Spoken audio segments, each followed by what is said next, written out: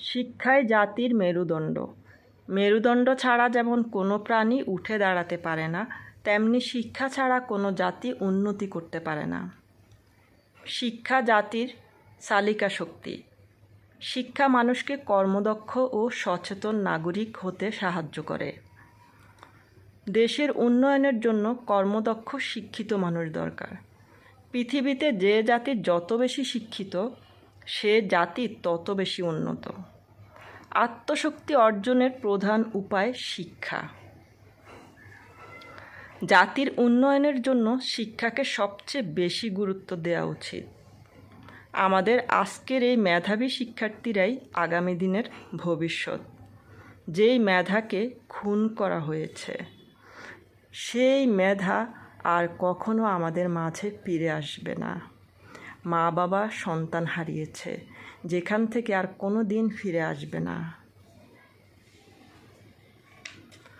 হত দরিদ্র দিন মজুর বাবার সন্তান ছিলেন সাঈদ। মা বাবা সহ 9 ভাই বোনের আকাশ ছোঁয়ার স্বপ্ন ছিল বিশ্ববিদ্যালয় পড়ুয়া এই সন্তানকে ঘিরে। কিন্তু আজ শুধুই হাহাকার আর আর্তনাদ। এই চিত্র কোটা সংস্কার আন্দোলনের সংঘর্ষে। বেগম রোকেয়া বিশ্ববিদ্যালয়ের ছাত্র নিহত আবু সাঈদকে নিয়ে। তাদের বুকপাটা আন্দোলনে কান্নায় ভারী হয়ে উঠছে চারপাশের পরিবেশ। এমন মৃত্যুতে পুরো গ্রামে চলছে শোকের মাতম। ভারী হয়ে গেছে আকাশ বাতাস, কণ্ঠ হয়ে গেছে ভারী, বাকরুদ্ধ। হে আল্লাহ, এ পরিবারকে এই শোক সইবার শক্তি ও ধৈর্য দাও। টোটাল 6 জন মৃত্যুবরণ করেছে, হয়তো আরও বেশিও হইতে পারে। আহত অসংখ্য ছাত্রছাত্রী, শিক্ষার্থীরা, আমাদের কলিজার টুকরা সন্তানেরা আহত হয়েছে।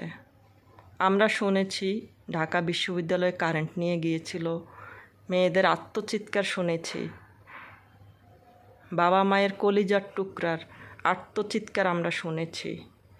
কিন্তু কেন? তারা তো কোনো পাপ করেনি, তারা তো কোনো অন্যায় করেনি, তারা তো শুধুমাত্র তাদের অধিকার চেয়েছে, যে অধিকারকে কেড়ে নেওয়া হয়েছিল।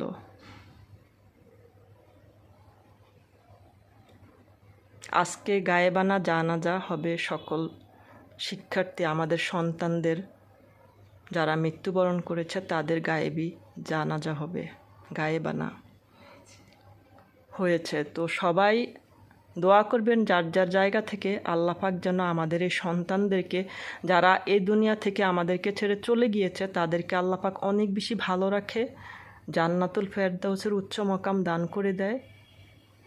এবং যারা জীবিত আছে, আল্লাহ যেন তাদেরকে সুস্থ সবল সুন্দর রাখে এবং তাদের সবার মনের বাসনাগুলোকে পূর্ণ করে দেয়। আল্লাহ তাদের সহায় হয়, তাদের নেক হায়াত দেয়, তাদের সবার সকলের স্বপ্নগুলোকে পূরণ করে দেয়।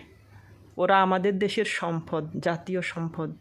ওরা আমাদের দেশের এই শিক্ষার্থীরা না থাকলে আমাদের দেশে আর কি আছে?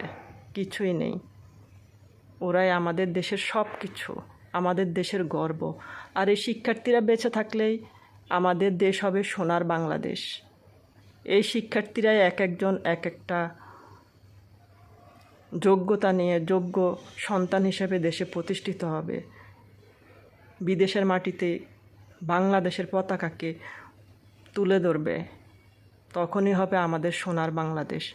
সেইখানে আমরা এই শিক্ষার্থীদেরকে যে যেখানে থাকি না কেন সবাই এদের জন্য দোয়া করি, আল্লাহ যেন ওদেরকে অনেক বেশি ভালো রাখে, সুস্থ রাখে, নেক হায়াত দান করে। আমিন।